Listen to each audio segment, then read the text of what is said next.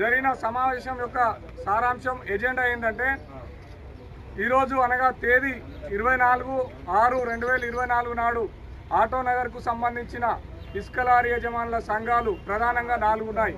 ఆ యొక్క సంఘాలన్నీ కూడా నేటితో రద్దు చేయుటకు ఆయా సంఘాల అధ్యక్షులు మరియు కమిటీ సభ్యులందరూ సమ్మతించినారు. దీనికి లారీ యజమానులందరూ హర్షం వ్యక్తం చేయడం జరిగింది.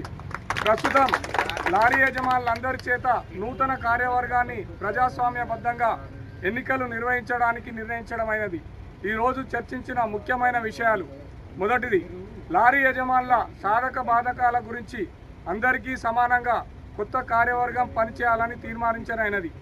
రెండో పాయింట్, టీజీఎండీసీ ఇసుక ర్యాంపులలో అందరికీ ఒకే విధానం ఉండేలా చూడాలని తీర్మానించడం జరిగింది. మూడవది, police, revenue, mines and vigilance డిపార్ట్మెంట్లలో ఎవరికి నచ్చిన తీరు వారు